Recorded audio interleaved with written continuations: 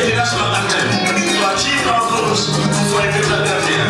We wish every Gambian a joyous independence celebration and many to celebrate.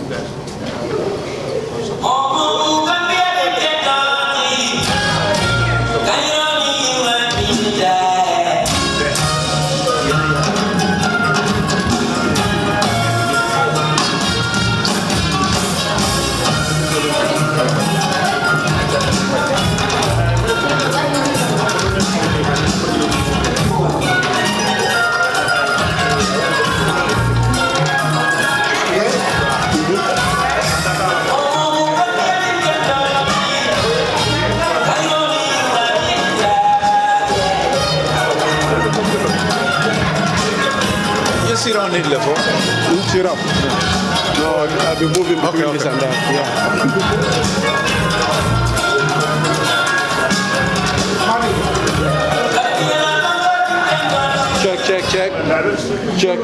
Check. 1, 2, 3. 1, 2, 3. Testing. 1, 2, 3. Testing.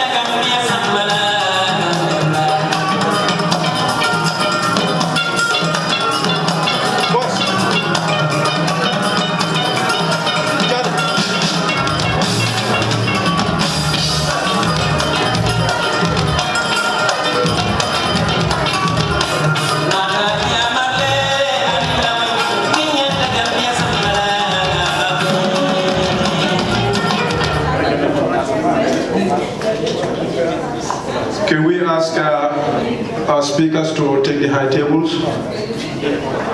If you are here and you're supposed to speak, can we ask you please to take the high tables?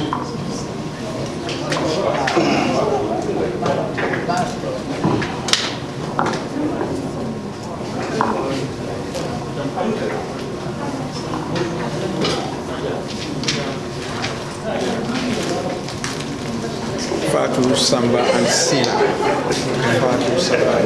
Fatu Samba and Sina. Can we take the high table?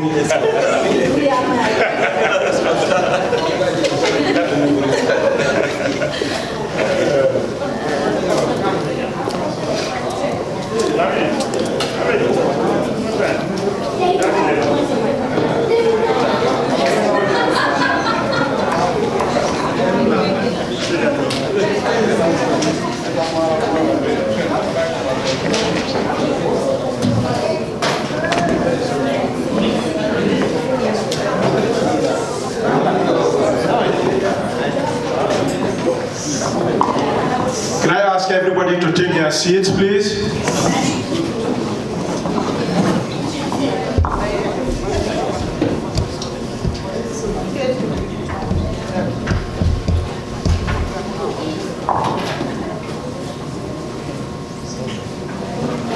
Good afternoon, ladies and gentlemen. And trust me, everybody here is gentle. Even though I say gentlemen, everybody here is gentle. Believe that even if you don't believe it. My name is Matthew Jadio, and I think we all know why we are here. I am a representative of the Gambia, Wisconsin Gambia Association. And that's the reason why we are here to celebrate the 59th year of the Gambia's independence anniversary. That means, in a nutshell, today Gambia marks 59 years since it took independence from our colonial masters, the UK or Britain.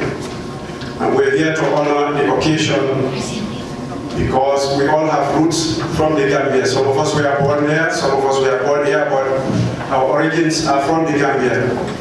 We intended to gather a few of us, or all of us, or those that can make it to this place, so that we will celebrate our independence in commemoration with our forefathers who have fought for our liberation from our colonial masters.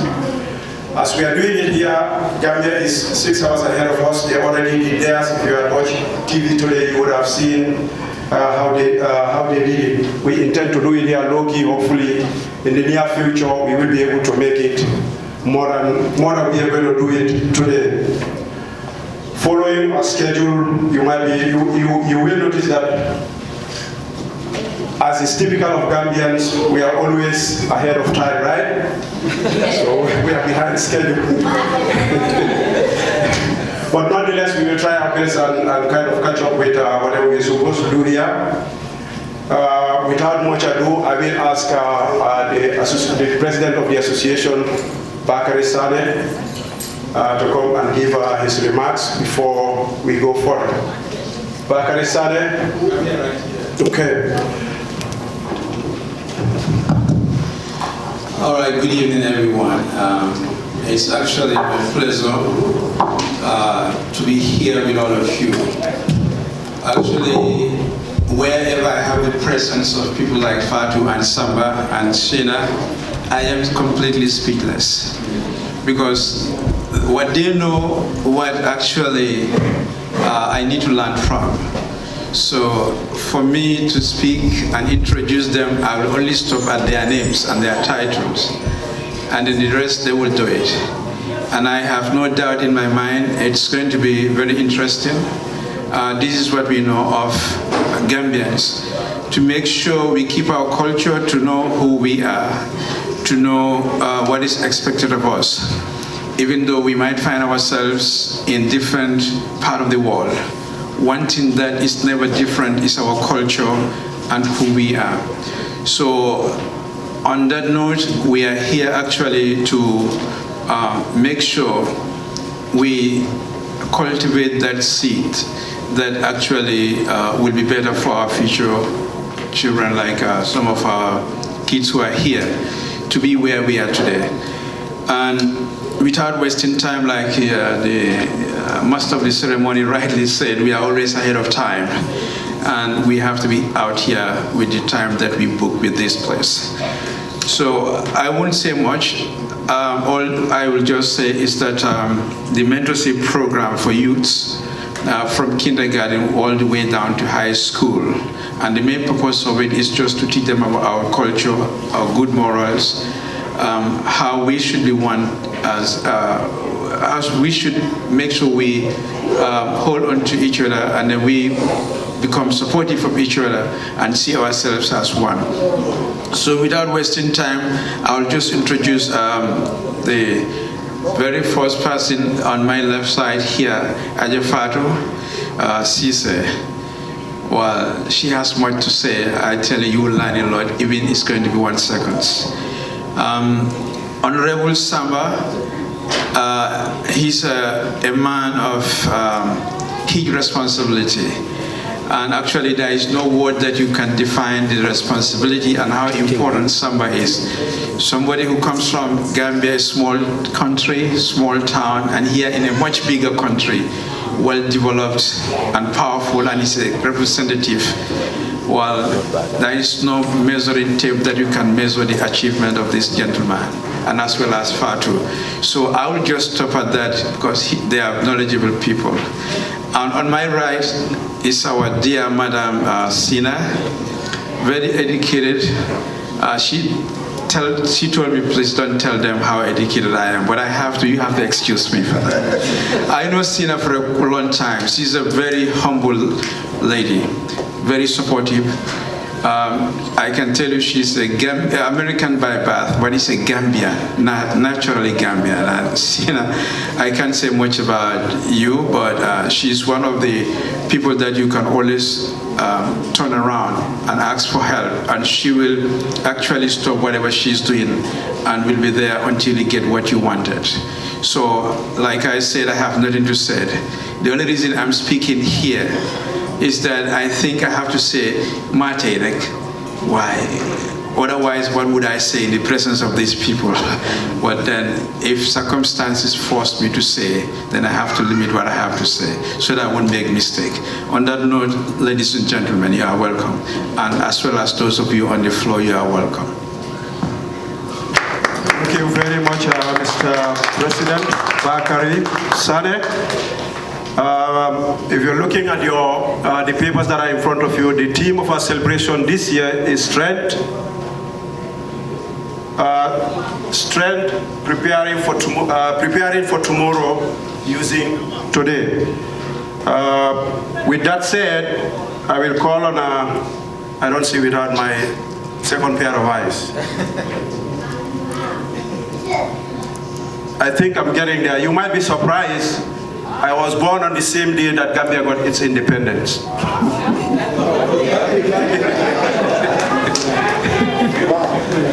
And while I was young, I never knew why one old man used to call me Eni Panda, using the Karonika dialect.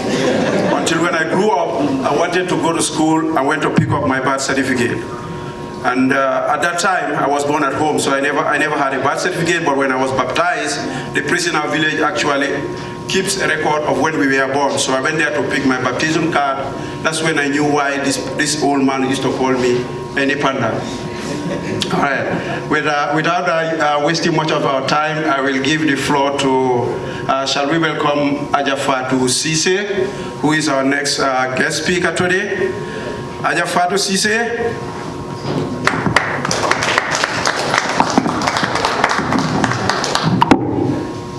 Assalamu alaikum. Good afternoon and happy Independence Day to everyone. It is indeed my pleasure to be here. I'm truly honored to be invited as a guest speaker tonight, because I know there's so many people that could be here, but you guys asked for me to be here. So I truly appreciate everyone and for what you're doing for the community. And for those of you who actually showed up on time, thank you and keep it up, because it's unusual of our community. So we need to nurture that. We need to continue to talk to the people who actually do the right thing and said keep that up, because we're going to have more and more of this thanks to the leadership that we have, such as this one, that's bringing that to our community. So to honor those times, I think that needs commendment as well. So as we celebrate our Independence Day today, I want to again thank the leadership of the Wisconsin Gambia Association, right, for your leadership in our community and for bringing all of us together and to help us remember who we are, where we come from, and how did we get there. I know when I was called by Jabate to talk about the history of the Gambia, I told him outright that I wouldn't do justice for that because that is not my space. I wouldn't have much to say about that one. My knowledge, I have a knowledge gap on that, but I think a little thing that I remember from just growing up and how how Independence Day is celebrated. It's remarkable how times have changed, because the way we typically celebrated and the way it is now celebrated, when we were youth, is very, very different now with the current kids' experience. But yeah, Gambia's independence came back in 1965, as Mr. Jaju has alluded. That was his birthday. And prior to that, I think back in the 17th centuries, that's when we have the colonials' first footsteps into our territory. And they had stayed in our space for like over 200 years before we actually come together as a country to be able to form a party which happened around the 1950s that fought and advocated for us to have our independence. So obviously it took a lot of sweats, a lot of blood from our forefathers and mothers who had get us to where we need to be. But I think when you look at the landscape of the country, you think about independence. I think one of the things that comes to mind, I think when you said independence, it is different for everyone. I think just saying that we got our freedom from the colonial era or the colonialism, that's one thing. But are we independent economically? Are we independent from, we're independent from the foreign rulers, but how about their influence over us? Isn't that still the case? And what are we doing about that? And when we think about the independence too, are we independent from socioeconomic problems? I think those are the things that I think about when I was told about this Independence Day celebration. I was thinking about these things. How far have we come? What have we achieved since the independence? Is our people still encountering oppressions? Are we still independent from those things? I think those are things that I think about when we think about independence. And again, the social injustices, are those things still in existence? And if so, in what forms? And what are we doing to do that? Because, remember, our forefathers have done their part to get us to where we need to be, or where we are at this point. I think our generation are the people that needs to take the country to the next level. How are we doing that? How are we implementing things that will be meaningful for the next generation to see that, one, we have those socioeconomic issues not totally eradicated, because those will still come, but have we made some strides on those things? Did we bring some developments to the country? Those are the things, our people, did we give them dignity to live on? I think those are the things that comes to mind as I was thinking about independence. It's beyond just getting from the foreign rulers, attaining our independence as a country, but more so of our livelihoods, which all of these things are circled around that. Now, I think about that too, because that didn't come by one person or two or one community. It's a collection of people who come from the same different areas come together to do. In fact, when I was looking online for the population in Gambia at the time of the independence, it was just, less than 400,000 people in the whole country. So Gambia is a very small country. But it was that collective action that get us to be independent. It was our people who came together. So that brings me to coming together, which is the mantra for this organization, that is bringing our people together to make some changes. Because you don't just come together and say, let's go do a party. we love that, but we do more and more. And I see that you guys have a program that you're launching for our future generations, which are the youths. So it's important that we bring our sense of community and how we can move our community forward into the mix of things. And I think I want to commend you guys for embarking on that journey. Now, speaking of community, there is a group of people who are leading the community, which are some of you who had put together this event and again put together this organization. In order to lead a community, to bring people together, it takes a great effort. It does take a great effort. So I want to speak to you guys directly about that specific things. It takes a lot of patience, and you're going to try it many times.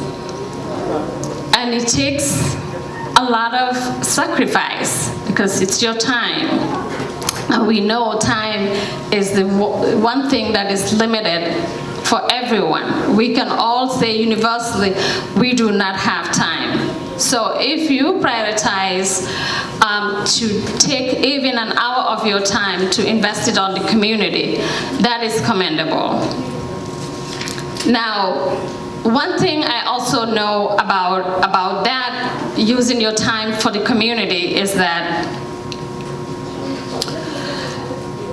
you need to collaborate with people and organizations.